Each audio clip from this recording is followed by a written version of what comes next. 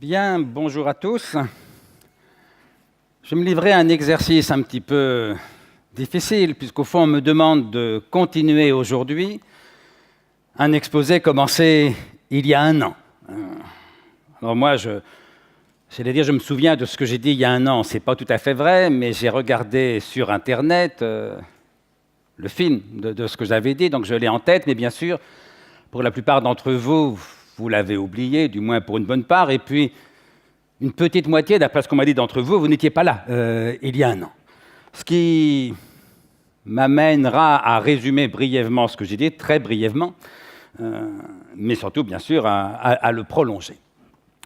Donc le thème que j'aurais traité en 2 ans, c'est donc sens du travail, bonheur et motivation. L'an passé, j'ai traité le sens du travail. Je vais traiter aujourd'hui, bien sûr, bonheur et motivation. Alors, s'agissant du sens du travail, ce que j'ai montré l'an passé, c'est au fond essentiellement 3 choses. Première chose, le travail n'est pas une valeur morale. L'amour du travail bien fait est une valeur morale. Le travail n'en est pas une. On a le droit d'être rentier, mais on n'a pas le droit de saloper le boulot. Deuxième idée, non seulement le travail n'est pas une valeur morale, mais il n'est pas non plus une fin en soi, FIN, il n'est pas un but en soi. Troisième idée, c'est pour ça que le travail doit avoir un sens. La différence entre le sens et la valeur, disais-je, c'est que la valeur, elle est intrinsèque, une valeur morale, elle vaut en elle-même, par elle-même, pour elle-même, alors que le sens, au contraire, il est toujours extrinsèque. Il renvoie toujours à autre chose qu'à lui-même. On n'est pas juste pour autre chose que la justice, sinon c'est plus de la justice. On n'est pas généreux pour autre chose que la générosité, sinon c'est plus de la générosité. On travaille toujours pour autre chose que le travail.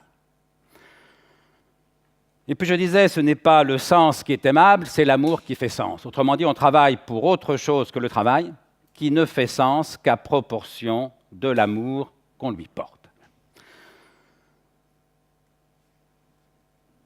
Le sens du travail, c'est forcément autre chose que le travail. Quoi? J'avais terminé là-dessus. En un mot, le bonheur. On travaille non pas pour travailler, non pas parce que ça serait un devoir moral que de travailler. On travaille pour être heureux. C'est-à-dire pour le bonheur que le travail permet, parce qu'il est plus facile d'être heureux quand on a un métier que lorsqu'on est chômeur, évidemment. Mais aussi, si possible, pour le bonheur qu'on trouve dans le travail. Parce qu'enfin, il serait dommage, disais-je, d'attendre pour être heureux la fin de la journée. D'attendre pour être heureux les vacances. D'attendre pour être heureux la retraite. Le sens du travail, c'est le bonheur que le travail permet ou qu'on y trouve. Reste à savoir ce que c'est que le bonheur. Et c'est donc cette deuxième partie que je vais traiter aujourd'hui. Donc, pour résumer, ce que j'avais montré l'an passé, c'est que vos collaborateurs, si je m'adresse aux managers, ou vous tous, si je m'adresse aussi aux managers, puisqu'au fond, dans l'entreprise, on est soit manager, soit manager, soit assez souvent les deux. Le propre du manager étant que son travail, c'est de faire travailler les autres. Les salariés de vos entreprises ne travaillent pas par devoir, ni par amour du travail, ni par amour de l'entreprise, du patron, de l'actionnaire ou du client. Ils travaillent pour être heureux. Vous allez me dire, mais au fond, qu'est-ce que vous en savez? Vous les connaissez même pas. Je vous répondrai que j'en sais que ce sont des êtres humains. Et que je crois, avec Blaise Pascal, que tout homme, toute femme veut être heureux. C'est une formule de Blaise Pascal dans les pensées de Pascal, bien sûr. Pascal écrit ceci. Tous les hommes recherchent d'être heureux. Cela est sans exception. La volonté ne fait jamais la moindre démarche que vers cet objet, le bonheur. C'est le motif de toutes les actions de tous les hommes, jusqu'à ceux qui vont se pendre. Fin de citation. Alors, la touche finale, jusqu'à ceux qui vont se pendre, dans sa noirceur, dans sa beauté, dans sa profondeur, est très pascalienne, bien sûr, mais aussi très vraie. Parce que finalement, celui qui va se pendre, celui qui se suicide, pourquoi se tue-t-il? Eh bien, il se tue, bien sûr, pour ne plus souffrir. Or, ne plus souffrir quand on souffre atrocement, c'est encore se rapprocher du dernier bonheur purement négatif qui paraît alors possible, la cessation de la souffrance. Eh bien, si tout homme veut être heureux, y compris celui qui va se pendre, comme disait Pascal, permettez-moi de penser que tout homme, toute femme veut être heureux, y compris celui ou celle qui travaille dans les services informatiques. Qu'est-ce qui fait courir vos collaborateurs? Qu'est-ce qui fait courir vos clients? Qu'est-ce qui fait courir vos actionnaires? Qu'est-ce qui fait courir vous-même? Le bonheur. Nous courons tous après le bonheur. C'est ce que le romancier Stendhal appelait joliment la chasse au bonheur. Stendhal écrit quelque part « La chasse au bonheur est ouverte tous les matins ». Ce qui est très vrai, bien sûr, mais reste à savoir comment fédérer ces différentes chasses au bonheur pour les rendre à la fois mutuellement avantageuses et donc économiquement efficaces. Eh bien ça, c'est le problème de la motivation. Alors vous savez que ce mot de motivation, il a deux sens différents mais liés. Il y a ce que j'appelle la motivation objective, l'ensemble des motifs d'une action, et ce que j'appelle la motivation subjective, l'état psychologique qui est induit par ces motifs, au sens où on dit que tel individu est très motivé, tel autre très peu. Bref, dans le dictionnaire, quand on regarde à motivation, on vous renvoie à motif. Je me souviens d'ailleurs de la première fois où j'ai été amené à traiter ce sujet de la motivation. C'était parce qu'une grosse entreprise me demandait de faire une conférence devant les 300 principaux cadres du groupe sur le thème de la motivation.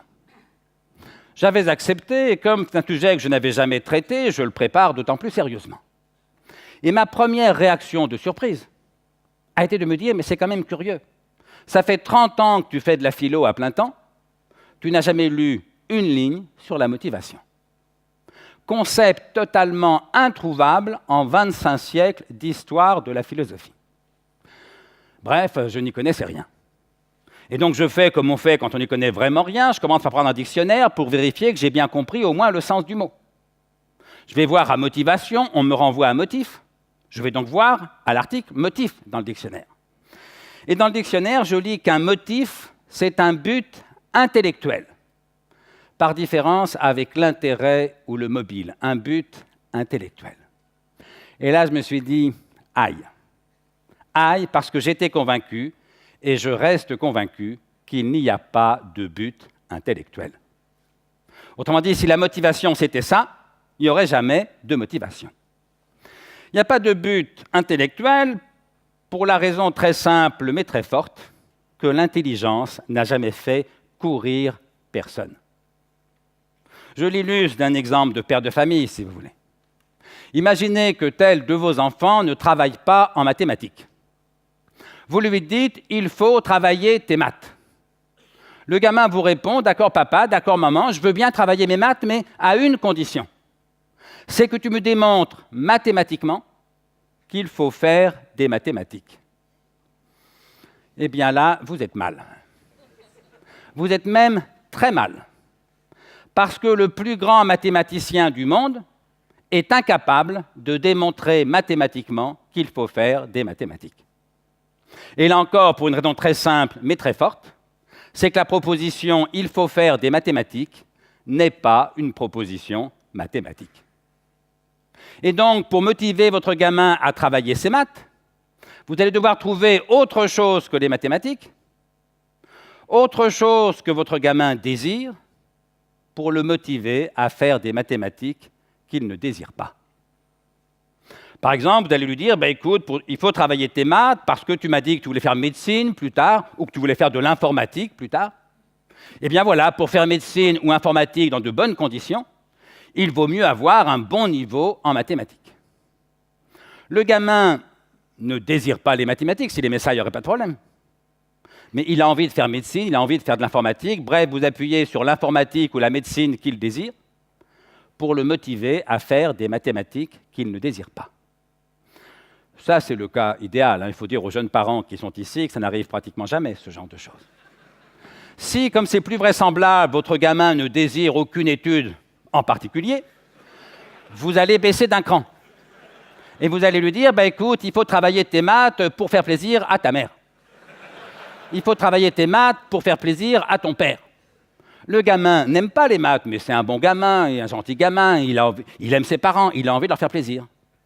Vous vous appuyez sur le désir qu'il a de vous faire plaisir pour le motiver à faire des mathématiques qu'il ne désire pas. Et si même ça ne marche pas, vous baissez encore d'un cran et vous lui dites, écoute, il faut travailler tes maths parce que si tu as la moyenne à ton prochain contrôle de mathématiques, je t'achète un nouvel ordinateur. D'accord, c'est nul, mais on n'a pas toujours le choix des moyens. Le gamin ne désire pas les maths, il désire un nouvel ordinateur. Vous appuyez sur l'ordinateur qu'il désire pour le motiver à faire des mathématiques qu'il ne désire pas. Bref, j'étais en train de comprendre qu'il n'y a pas de but intellectuel, parce qu'il n'y a de but que pour et par le désir. Le désir. Et cela m'expliquait pourquoi, en 30 ans de philosophie à plein temps, et en 25 siècles d'histoire de la philosophie, je n'avais jamais lu une ligne sur la motivation. C'est que ce qu'on appelle motivation dans des livres de management qui me tombent des mains dès la 3e page, les philosophes depuis 25 siècles appellent ça plus simplement, plus fortement, le désir. Le désir.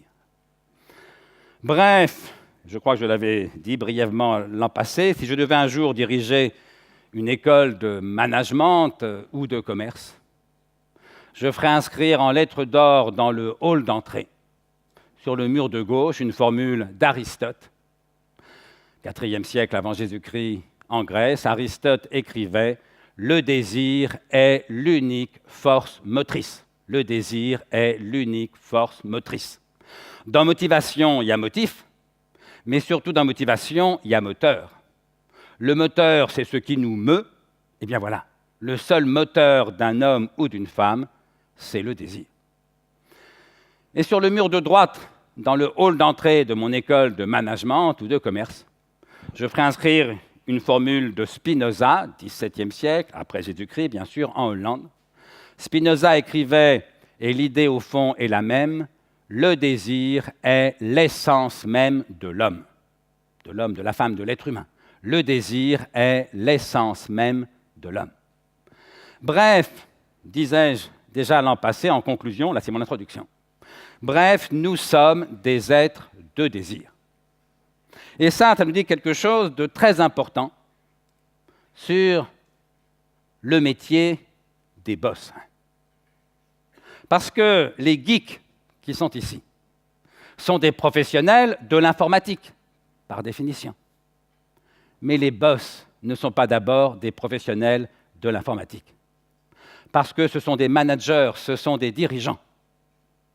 Eh bien, voilà, si le désir est l'unique force motrice, Aristote, si le désir est l'essence même de l'homme, Spinoza, ça veut dire qu'un chef d'entreprise ou qu'un dirigeant d'entreprise, qu'un cadre, c'est d'abord et avant tout un professionnel du désir de l'autre. Professionnel du désir de cet autre particulier qu'est le client, c'est ce qu'on appelle le marketing.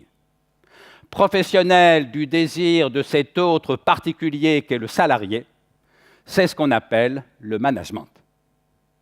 Ça veut dire que des deux côtés, alors inégalement d'un côté ou de l'autre en fonction du métier concret de tel ou tel d'entre vous, mais des deux côtés, côté client, marketing, côté salarié, management, tous ceux ici qui sont davantage des boss que des geeks sont d'abord et avant tout des professionnels du désir de l'autre.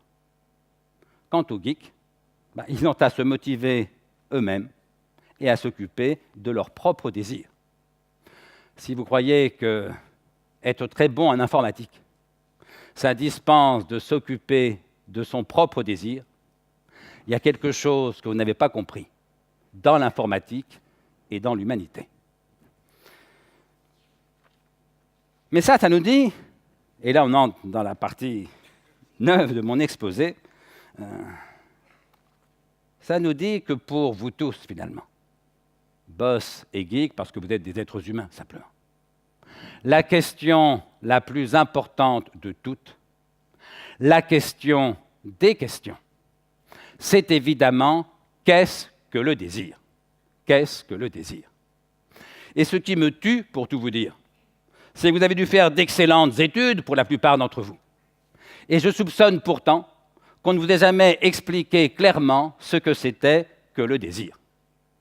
Bref, vous avez fait d'excellentes études qui sont simplement passées à côté de l'essentiel. Si bien qu'il me reste exactement une demi-heure pour essayer de compenser une éducation ratée. Alors, une demi-heure, c'est quand même très court. Je ne vais pas faire un cours sur toutes les théories philosophiques du désir, il y faudrait des jours. Je ne vais en retenir que deux, les deux plus profondes, les deux plus éclairantes à mon sens, qui sont d'une part la théorie de Platon et d'autre part, tout à l'heure, la théorie de Spinoza. Deux façons de répondre à la question « qu'est-ce que le désir ?» Attention, les deux sont vrais. J'ai peu de temps, je ne vais pas commencer à faire un cours sur des théories que je crois fausses. Non, les deux sont vraies et pourtant vous allez voir qu'elles s'opposent frontalement. C'est pourquoi notre vie en général et votre métier en particulier, surtout pour les managers, sont tellement compliqués. Alors, je commence par la théorie de Platon. Alors, à la question « qu'est-ce que le désir ?» Platon répond dans un petit livre célébrissime qui s'appelle « Le banquet ». Le banquet, c'est un livre qui porte sur l'amour. La question centrale, c'est « qu'est-ce que l'amour ?» Et à cette question centrale, Platon va répondre par une double équation. Platon va répondre « l'amour est désir ». Voilà, première équation, l'amour est désir. Et deuxième équation, le désir est manque. L'amour est désir et le désir est manque. Et Platon enfonce le clou en écrivant « ce qu'on n'a pas, ce qu'on n'est pas, ce dont on manque, voilà les objets du désir et de l'amour. » Ce qu'on n'a pas, ce qu'on n'est pas, ce dont on manque, voilà les objets du désir et de l'amour. J'ajouterai simplement, et voilà pourquoi le bonheur, si souvent, est manqué. Voilà pourquoi, comme dit le poète, il n'y a pas d'amour heureux. Pas de panique pour les jeunes mariés s'il y en a dans la salle. Spinoza va venir sauver votre couple pas plus tard que dans 5 minutes. Enfin, si c'est encore possible. Je ne peux pas non plus faire des miracles, moi. Mais si c'est possible, on va essayer de sauver votre couple. Mais avant d'entreprendre avec Spinoza de sauver votre couple, prenons le temps avec Platon de comprendre qu'il y a bien en effet quelque chose à sauver. Autrement dit, qu'il y a bien, comme on dit, un problème quelque part. Le problème, c'est quoi? Le problème, c'est que si l'amour est désir et si le désir est manque, je n'aime et ne désire par définition que ce que je n'ai pas, puisque le désir est manque.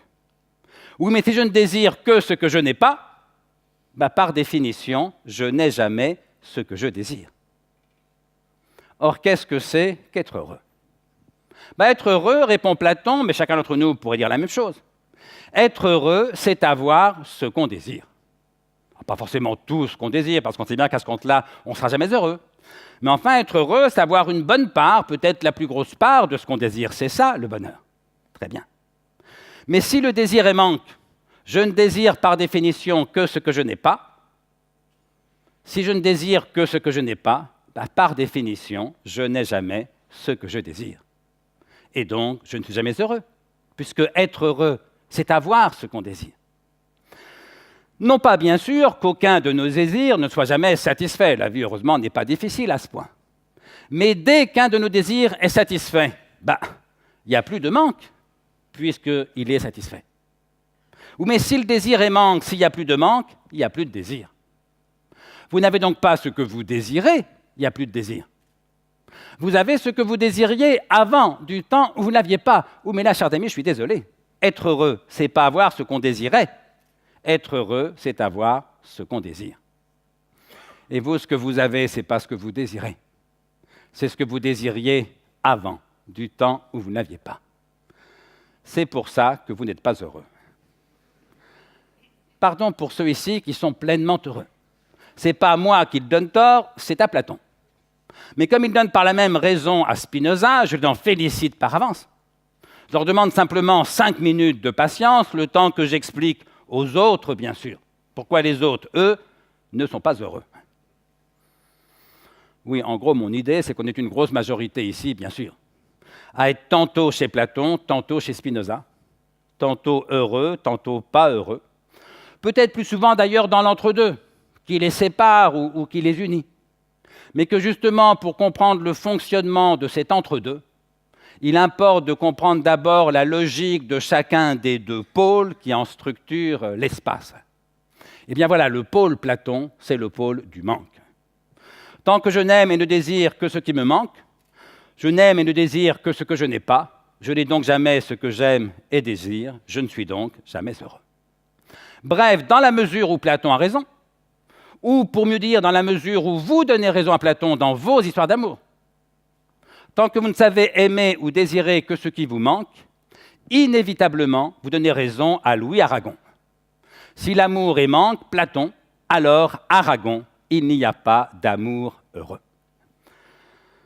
3 exemples pour rendre ça plus concret.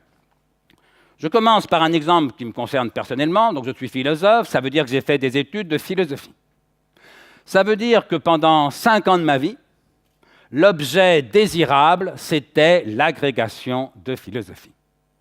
J'ai passé en gros 5 ans de ma vie à me dire qu'est-ce que je serais heureux si j'étais agrégé de philo. Ou les jours d'optimisme, qu'est-ce que je serais heureux le jour où je serais agrégé de philo.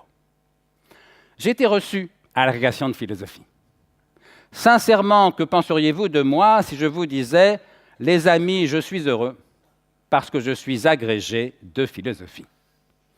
Vous diriez, ce type est un con. Vous auriez bien sûr raison. Mais ça nous dit quelque chose de très éclairant, et pas seulement sur la grecque de philo, mais bien sur la condition humaine.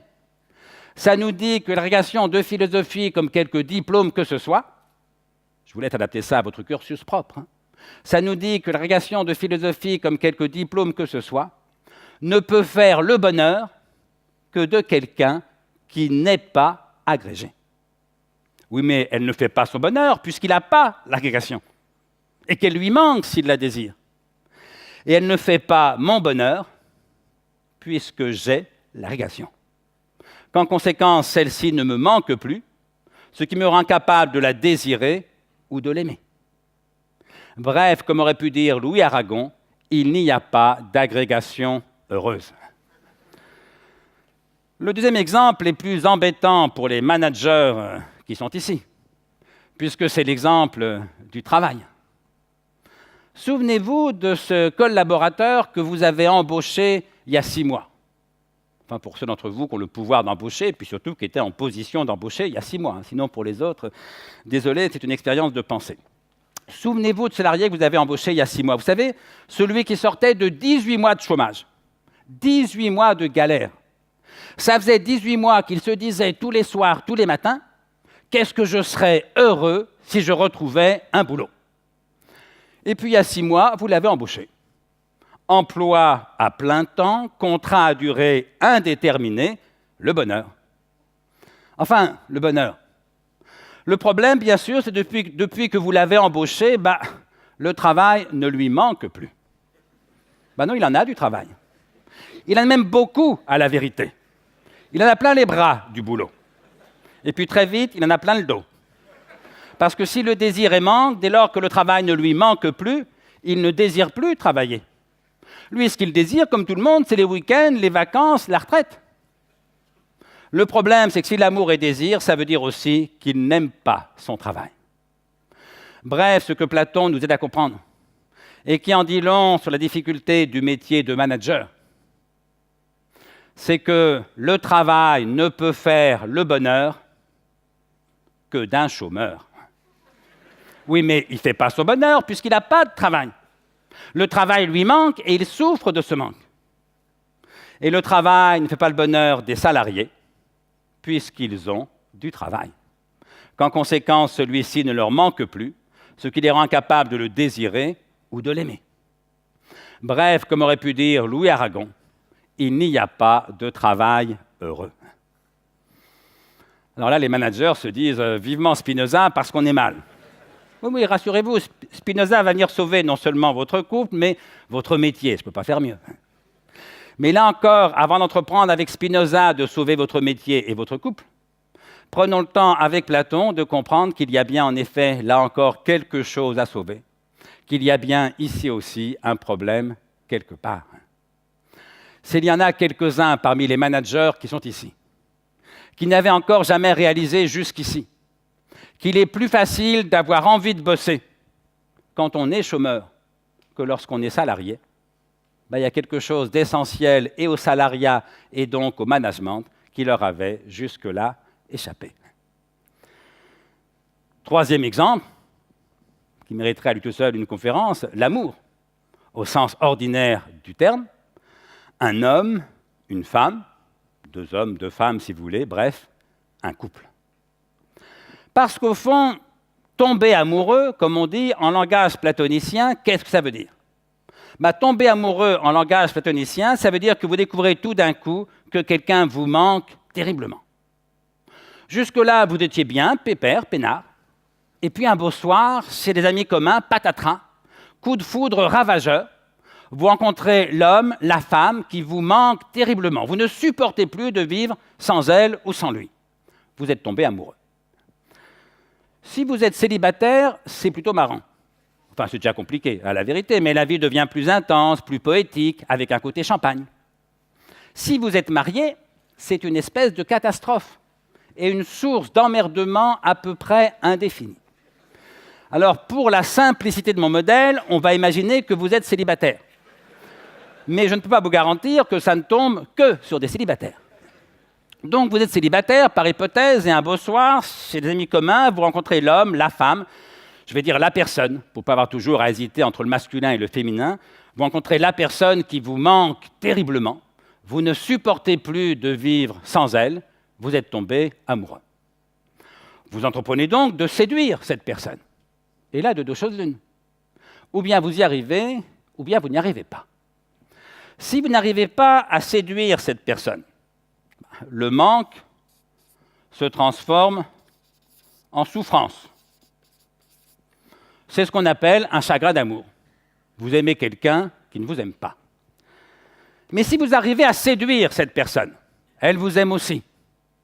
Vous vous installez ensemble. Éventuellement, vous vous mariez, vous faites des enfants. Mais forcément, à force d'être là tous les soirs, tous les matins, à force de partager votre vie et votre lit, inévitablement, cette personne va vous manquer de moins en moins. C'est pas qu'elle n'est pas bien, c'est qu'elle est là, simplement. Le problème, c'est que si le désir est manque, si elle vous manque de moins en moins, ça veut dire que vous la désirez de moins en moins. C'est même étonnant quand on y pense. Comme 6 mois plus tôt, 6 ans pour certains, chacun son rythme, vous la désiriez plus que toutes les autres. Et puis 6 mois ou 6 ans plus tard, la première jeune fille un peu jolie et court-vêtue qui passe devant vous dans la rue, messieurs, le premier homme un peu séduisant et mystérieux dont vous croisez le regard, mesdames, tout d'un coup vous paraît tellement plus désirable. Le problème, c'est que si l'amour est désir, ça veut dire aussi que vous l'aimez de moins en moins. Et vous êtes mariés depuis 6 mois ou 6 ans, et un beau soir ou un triste matin, vous vous demandez, mais au fond, est-ce que je suis toujours amoureux d'elle ? Est-ce que je suis toujours amoureuse de lui ? La réponse est non, bien sûr. Sinon, vous ne vous poseriez pas la question. Ça vous amuse moins quand même. Attention, ça ne veut pas dire, ou pas forcément dire, que vous ne l'aimez plus. Ça veut dire que vous ne l'aimez plus comme ça. Vous n'êtes plus chez Platon. Vous n'êtes plus dans le manque. Vous n'êtes plus amoureux au vrai sens du mot, au sens qu'avait le mot amoureux 6 mois ou 6 ans plus tôt, quand vous avez dit à votre meilleur copain ou copine « je suis tombé amoureux ». Vous n'êtes plus chez Platon, vous n'êtes plus dans le manque, vous n'êtes plus amoureux, et là, vous n'avez plus qu'un seul choix, un seul. soit vous allez tomber de Platon en Schopenhauer. Alors, évidemment, ça fait assez mal. Alors pour ceux qui n'ont pas lu Schopenhauer, on peut dire que vous allez tomber d'Aragon en Michel Houellebecq. C'est pareil, sauf que ça fait encore plus mal, mais c'est pareil parce que Schopenhauer est le maître à penser du romancier contemporain Michel Houellebecq. Alors qu'est-ce que ça veut dire tomber de Platon en Schopenhauer? Ça veut dire que Schopenhauer résume tout ça, ce que je viens de montrer là rapidement, en une phrase, dont je dis toujours que c'est la phrase la plus triste de toute l'histoire de la philosophie. Comme ça, là, on aura touché le fond, il nous restera un quart d'heure pour remonter. Alors, quand je désire ce que je n'ai pas, le manque, c'est ce que Schopenhauer, comme tout le monde, appelle la souffrance. J'ai faim, il n'y a pas à manger, souffrance. J'ai soif, il n'y a pas à boire, souffrance. Je l'aime, elle ne m'aime pas, souffrance. Mais quand j'ai, ce qui dès lors ne me manque plus, donc que je ne désire plus, donc que je n'aime plus. Il n'y a plus de souffrance, il n'y a plus de manque. Ce n'est pas le bonheur, il n'y a plus de désir. Je ne peux pas avoir ce que je désire, il n'y a plus de désir. Ce n'est pas le bonheur, ce n'est pas le malheur, c'est ce que Schopenhauer appelle simplement et fortement l'ennui. Qu'est-ce que c'est que l'ennui? Ce n'est pas le bonheur, ce n'est pas le malheur, c'est l'absence du bonheur au lieu même de sa présence attendue. Je me disais, qu'est-ce que je serais heureux si? Qu'est-ce que je serais heureux quand? Le si se réalise, le quand c'est aujourd'hui, je ne suis pas heureux pour autant. J'avais rendez-vous avec le bonheur, je suis au rendez-vous, le bonheur n'y est pas, le bonheur m'a posé un lapin. Ce n'est pas que je sois malheureux, je ne suis ni heureux ni malheureux, simplement je m'emmerde. Ennui. Eh bien, la phrase la plus triste de toute l'histoire de la philosophie, écrite donc par Schopenhauer, est la phrase suivante. Schopenhauer écrit « Ainsi toute notre vie oscille, comme un pendule, de droite à gauche, de la souffrance à l'ennui. » Fin de citation. Ainsi toute notre vie oscille, comme un pendule, de droite à gauche, de la souffrance à l'ennui. Souffrance parce que je désire ce que je n'ai pas et je souffre de ce manque. Ennui parce que j'ai ce que dès lors je ne désire plus. Souffrance du chômeur, ennui du salarié. Souffrance du chagrin d'amour, ennui du couple. Là aussi, ça vous amuse moins. Le salarié fait davantage rire que le couple. Rassurez-vous, il n'y a pas de couple où l'on ne s'ennuie jamais. Ce n'est pas vrai, ça n'existe que dans les mauvais livres d'amour. Il n'y a pas que chez vous que ça arrive. Il n'y a pas de métier où l'on ne s'ennuie jamais. Ce n'est pas vrai. Ça n'existe que dans les mauvais livres de management. Le philosophe Alain, au début du XXe siècle, disait plus lucidement « Le seul métier où l'on ne s'ennuie jamais, c'est celui qu'on ne fait pas. » Mais oui, bien sûr. Si quelqu'un me dit « Je ne m'ennuie jamais au boulot », ma première réaction, ce n'est pas de me dire « Tiens, il doit être directeur informatique ». C'est de me dire « Encore un menteur » ou bien un inactif. Et si quelqu'un me dit « Je ne m'ennuie jamais dans mon couple », ma première réaction, c'est de me dire « Encore un menteur » ou bien un célibataire. Bref, il n'y a pas de métier où l'on ne s'ennuie jamais, il n'y a pas de couple où l'on ne s'ennuie jamais. En revanche, évidemment, il y a beaucoup de couples et de métiers où l'on s'ennuie rarement. Où l'ennui n'est pas du tout la règle, mais l'exception. Bref, il y a une chose que Platon n'explique pas, peut-être une seule, ou plusieurs, mais qui reviennent au même. Ce que Platon n'explique pas, c'est qu'il existe parfois des couples heureux. Ça met une raison forte pour aimer les couples quand ils sont heureux, et pour n'être pas platonicien. Il y a une chose que Platon n'explique pas, mais au fond c'est la même, c'est qu'il existe parfois des travailleurs heureux. Ça met une raison forte d'aimer le travail quand il est heureux et de n'être pas platonicien. Et comme ça, Platon est incapable de l'expliquer. J'ai besoin d'une autre théorie du désir. C'est plus celle de Platon, c'est celle de Spinoza. Alors Spinoza, donc XVIIe siècle, en Hollande, serait d'accord avec Platon pour dire que l'amour est désir, ça oui. Mais certainement pas pour dire que le désir est manque.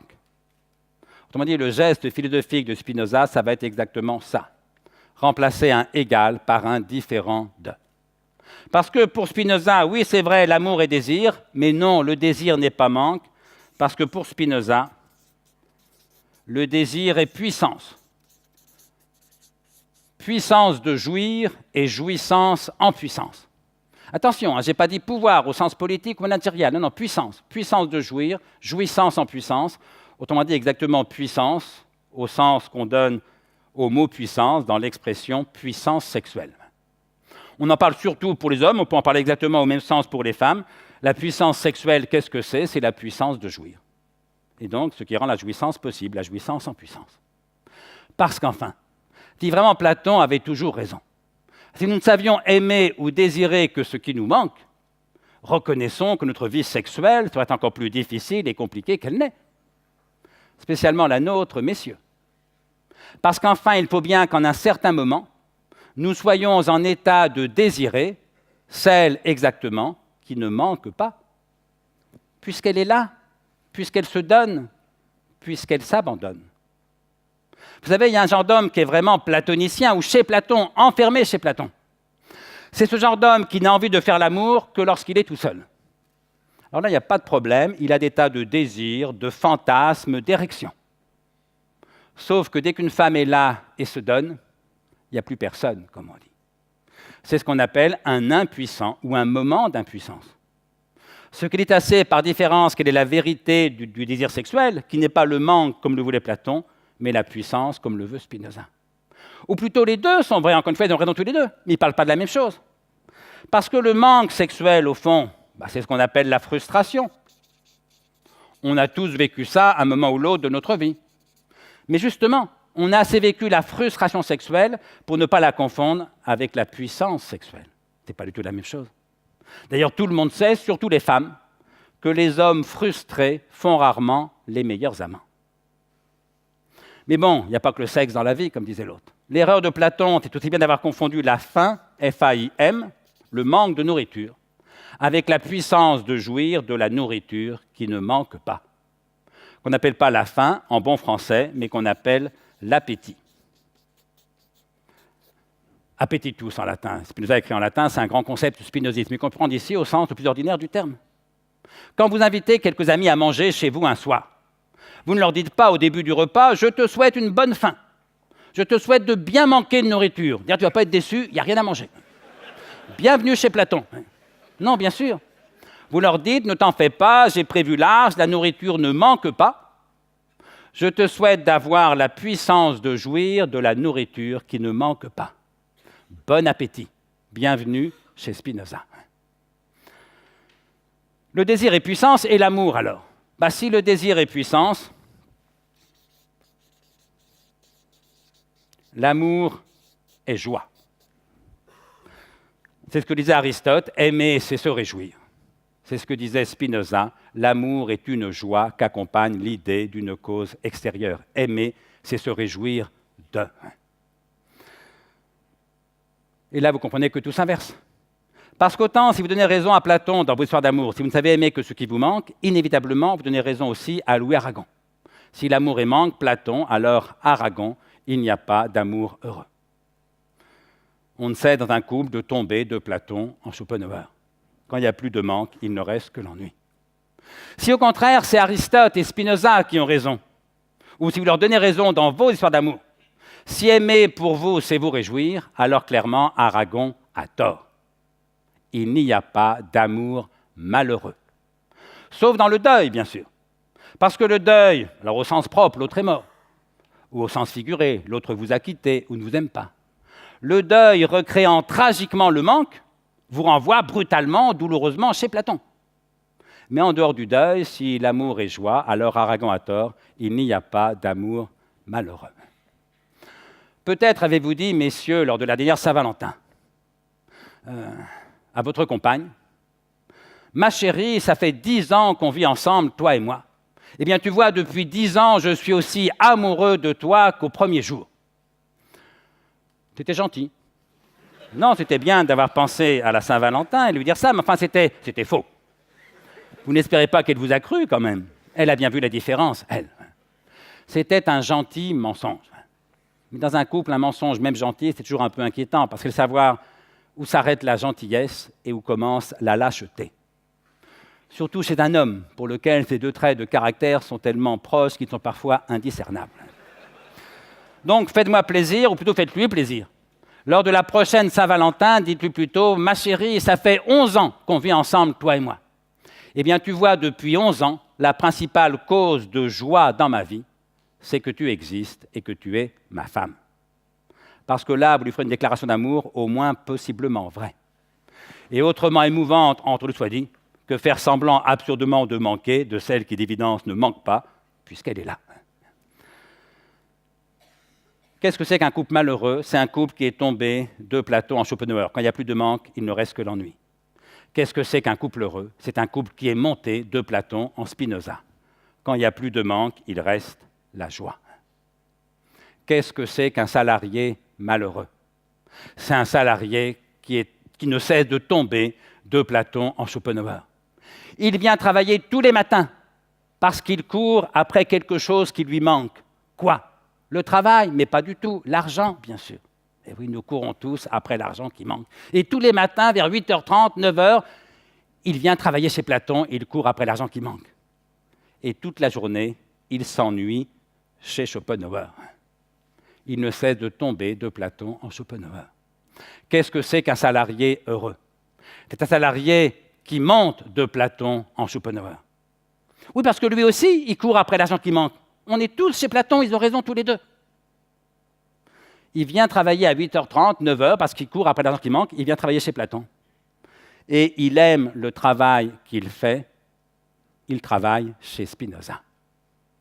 Votre boulot de manager, c'est de créer des conditions telles dans vos services, dans vos entreprises, que vos salariés, au lieu de tomber perpétuellement de Platon en Schopenhauer, montent perpétuellement, ou le plus souvent, de Platon en Spinoza. Ils viennent travailler chez vous, non pas par amour du travail, mais parce qu'ils manquent d'argent. Votre boulot à vous, c'est de créer des conditions telles dans vos services qu'ils puissent plus facilement, plus souvent, plus durablement monter de Platon en Spinoza, c'est-à-dire aimer le travail qu'ils font. Non pas comme n'importe quel chômeur en est capable, aimer le travail qui lui manque. C'est facile d'avoir envie de bosser quand on n'a pas de boulot, quand on est chômeur. Je ne dis pas que c'est gai, je ne dis pas que c'est bien, mais c'est facile. Mais comme un salarié heureux, aimer le travail qui ne manque pas, puisqu'il aime le travail qu'il fait. Pour moi, c'est le cœur du management réussi. Le management est réussi quand vos collaborateurs, ou quand vous-même, qui ne travaillez pas par amour du travail, mais non, vous travaillez parce que vous manquez d'argent, comme tout le monde. Le management est réussi quand les salariés qui ne travaillent pas par amour du travail aiment le travail qu'ils font. Le management est réussi quand les salariés qui ne travaillent pas pour le plaisir, pas nous, ils travaillent pour l'argent, comme tout le monde, prennent plaisir au travail qu'ils font. Votre boulot, c'est de les faire passer du manque à la puissance, du manque à la joie, en essayant, si possible, d'éviter, le plus souvent, la case ennui. Ça, c'est le côté salarié, côté management. On pourrait dire la même chose, j'ai peu de temps pour l'expliquer, côté marketing, côté client. Qu'est-ce qui fait courir vos clients? Le désir, bien sûr, puisque le désir est l'unique force motrice. Oui, mais est-ce que vos clients courent surtout après ce qui leur manque? Auquel cas, ils courent chez Platon. Ce qui laisse entendre que vous avez un marketing essentiellement platonicien. Ou bien est-ce que vos clients courent parce qu'ils ont plaisir à développer leur puissance de courir, comme dirait Spinoza? Est-ce qu'ils courent parce que la course les met en joie? Est-ce qu'ils courent parce qu'ils aiment la course à pied? Auquel cas, vos clients courent chez Spinoza, ce qui laisse entendre que vous avez un marketing de style au moins en partie spinoziste. Je dis au moins en partie spinoziste parce que je ne suis pas fou. Tous vos clients, comme tous vos collaborateurs, courent après quelque chose qui leur manque. Oui, bien sûr. Reconnaissons qu'il est plus facile de vendre à vos clients quelque chose qu'ils n'ont pas et qui leur manque, que de leur vendre quelque chose qu'ils ont déjà et qui, conséquemment, ne leur manque plus. Oui, bien sûr. C'est même tellement facile quand le manque est très fort qu'à la limite, on n'a plus besoin de marketing. Cela dit, on pourra parler informatique dans le petit débat tout à l'heure, s'il nous reste du temps, mais le gars qui est marchand de fringues, par exemple, le gars, il vend des chemises, voilà. Je vais vous dire, quand on est marchand de chemises, le premier problème en termes de marketing est le suivant. C'est que le client qui arrive dans votre magasin torse nu, c'est quand même une formidable exception. Le problème quand on est marchand de chemises, c'est que tous vos clients ont déjà des chemises. au moins une sur eux. Mais la plupart en ont tellement chez eux qu'ils ne savent pas combien ils en ont. Alors, je suis à peu près certain que personne ici ne sait combien il a de chemises. Vous n'allez pas me dire qu'elle vous manque. Vous ne savez même pas combien vous en avez. Et donc, le marketing, ça sert aux marchands de chemises à vendre des chemises à ceux qui ont déjà des chemises. Alors bien sûr, il a pu arriver, votre femme de ménage était en congé, la machine à laver était en panne, vous étiez en manque de chemises, vous achetiez 4 ou 5 chemises pour être tranquille. Vous allez chez Platon.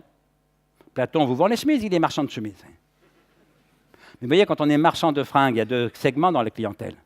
Il y a ceux qui achètent des chemises parce que leur femme de ménage est en congé, qui achètent un pantalon parce qu'ils ont fait un trou à leur pantalon. Ils vont chez Platon, qui leur vend les chemises, le pantalon qui leur manque. Et puis il y a ceux et celles qui achètent des fringues parce qu'ils aiment les fringues, parce qu'elles aiment les fringues. Et quitte à aimer les fringues, il y a ceux et celles qui aiment surtout les fringues qu'ils n'ont pas, les fringues dans la vitrine, et ceux et celles qui aiment les fringues qu'ils portent. Et une partie de la beauté de nos villes tient au plaisir, à la joie des femmes à être bien habillées. Messieurs, soyez gentils, faites un effort. Il faut conclure. Je manque de temps, mais ce n'est pas de ma faute, c'est de la faute du timing prévu par les organisateurs. Qu'est-ce qui fait courir les salariés et les clients? Le désir. Tous courent après quelque chose qui leur manque. Platon a toujours raison, c'est le plus facile. Certains prennent plaisir à courir. Le problème, c'est que s'ils viennent chez vous uniquement parce qu'il y a un service informatique qui leur manque, ils peuvent aller aussi bien chez vos concurrents. Le problème, c'est que si vos collaborateurs travaillent chez vous uniquement parce qu'ils manquent d'argent, ils peuvent travailler aussi bien chez l'un de vos concurrents. Si vous voulez garder les meilleurs clients, garder les meilleurs collaborateurs, ne comptez pas sur le simple manque d'un service informatique ou sur le simple manque d'argent pour les garder. Parce que le salaire, le manque d'argent, ils auront en gros le même ailleurs, dans une autre boîte. Le service informatique, ne nous racontez pas d'histoire, ils auront en gros le même ailleurs. Sauf si vous augmentez leur puissance d'agir, leur puissance d'exister et d'agir, comme dit Spinoza. Alors oui, si les salariés qui travaillent dans votre service ont le sentiment qu'ils existent davantage et mieux que s'ils travaillaient dans une autre entreprise informatique, là vous aurez une chance de garder les meilleurs. Si vos clients ont le sentiment que non seulement vous leur apportez quelque chose qui leur manque, mais que vous augmentez leur puissance d'exister et d'agir, que vous êtes pour eux cause de joie, bref, s'ils aiment les services que vous leur offrez, vous aurez davantage de chances de garder les meilleurs clients. Et donc, tout le but, c'est de passer de Platon en Spinoza, au lieu de tomber de Platon en Schopenhauer. Ça vaut pour le management, ça vaut pour le marketing.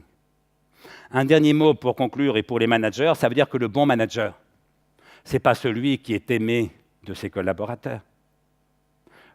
Ça, c'est du management narcissique. Ce n'est pas pour ça qu'on vous paye, on ne vous paye pas pour être aimé. Le bon manager, c'est celui qui crée des conditions telles dans son service que ses collaborateurs aiment le travail qu'ils font. Je vous remercie pour votre attention.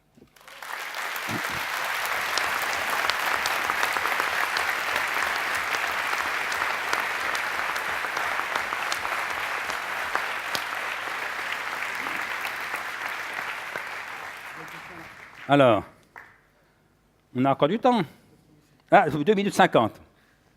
Une question. Les philosophies orientales n'enseignent-elles pas à l'homme de combattre ses désirs et ses peurs? Non. Oui pour les peurs, non pour les désirs. Ou plutôt, c'est une question de traduction. Parce que si le désir est l'essence même de l'homme, comme je le crois, or, le Bouddha ne dit pas le contraire. Pour prendre l'exemple du bouddhisme, éradiquer le désir, comme certains le disent, ça serait éradiquer l'humanité. On ne serait plus des humains, on serait des anges ou des robots. Mais le mot qu'on traduit par désir dans les quatre vérités saintes du sermon de Bénarès dans le Bouddha, la première, c'est toute vie et souffrance. La deuxième, c'est la cause de la souffrance, le désir, dit-on. Sauf que désir, quand on regarde le texte en sanskrit et en pali, dans les deux versions, ça veut dire littéralement la soif. La soif.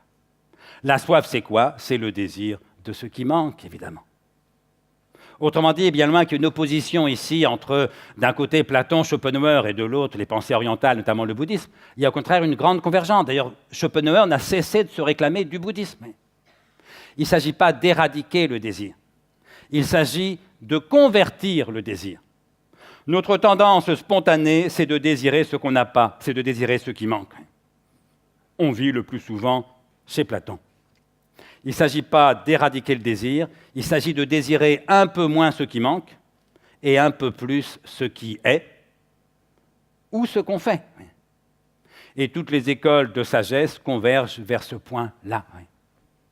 Soit tu désires ce que tu n'as pas, le manque, l'espoir. Qu'est-ce que je serais heureux si, c'est ce que dit Woody Allen, qu'est-ce que je serais heureux si j'étais heureux? Ben oui, mais donc il n'est jamais heureux puisqu'il passe son temps à désirer le devenir. Le bonheur, ça n'est pas de ne rien désirer, c'est de désirer ce qui est, c'est ce qu'on appelle l'amour. Si vous désirez ce qui n'est pas, ce n'est pas de l'amour, c'est de l'espoir dans le meilleur des cas. C'est de l'envie, c'est de la cupidité, c'est du manque. Désirer ce qui est, ça s'appelle aimer. Et puis d'autre part, désirer non pas ce qui manque, mais ce qu'on fait. Et ça s'appelle agir. Et donc il n'y a que deux sagesses, en vérité, dans toute l'humanité. Alors ça ne veut pas dire qu'il n'y a aucune différence entre l'Orient et l'Occident, mais les deux grands courants convergent sur l'essentiel. Il n'y a que deux sagesses, une sagesse de l'amour, c'est l'esprit des évangiles, c'est l'esprit d'Épicure, c'est l'esprit de Spinoza.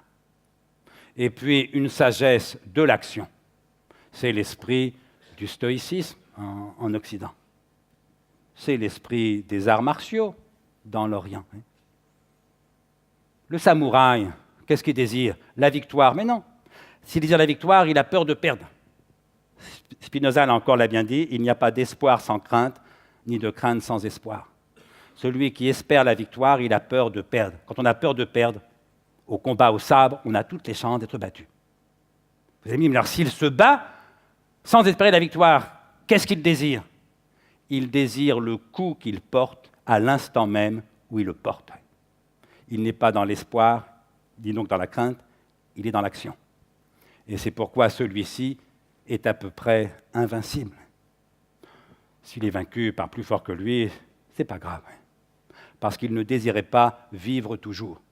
Il désirait accomplir l'acte qu'il accomplit au moment où il l'accomplit. Et donc, Orient ou Occident, vous n'avez en gros qu'un seul choix. Soit vous désirez ce qui vous manque, vous êtes dans l'espoir et donc dans la crainte. Et puis si l'espoir se réalise, vous serez déçu, parce que vous êtes tombé dans l'ennui. Et s'il ne se réalise pas, vous serez déçu aussi, parce que vous resterez dans le manque. Soit vous désirez ce qui vous manque, vous êtes chez Platon, prisonnier de la soif. Soit vous désirez ce qui est, sagesse de l'amour, et ce que vous faites, sagesse de l'action. Et bien sûr, l'amour et l'action, les deux sagesses vont ensemble. Parce qu'une fois qu'on cesse de rêver un réel autre que ce qu'il est, ben on est capable d'agir pour le transformer. C'est pourquoi, cher François, il y avait quelques paradoxes à m'insérer dans le cadre rêvé. Il est formidable. Il invite un philosophe pour rêver, mais la philosophie, ça ne sert pas à rêver. Ça sert à raisonner. La raison, en gros, c'est le contraire du rêve. Ça sert à essayer de dire un peu plus de vérité. La vérité, c'est le contraire du rêve. Et donc, ne comptez pas sur le rêve pour manager vos équipes ou pour motiver vos clients. Comptez sur votre efficacité de manager, d'informaticien, de marketeur. Si vous aidez vos clients et vos salariés à se libérer un peu du manque, et en leur donnant de l'argent aux salariés, ben oui, il manque moins d'argent. En vendant un service informatique à vos clients, ils ont moins d'argent. Mais ça, vos concurrents peuvent le faire aussi. La valeur ajoutée de ce point de vue, c'est d'ajouter au manque qu'on comble un peu plus de puissance, un peu plus de joie, un peu plus d'action, un peu plus d'amour. On me dit que je dépasse de 2 minutes 35, il me reste à vous remercier et à vous souhaiter une bonne fin de journée.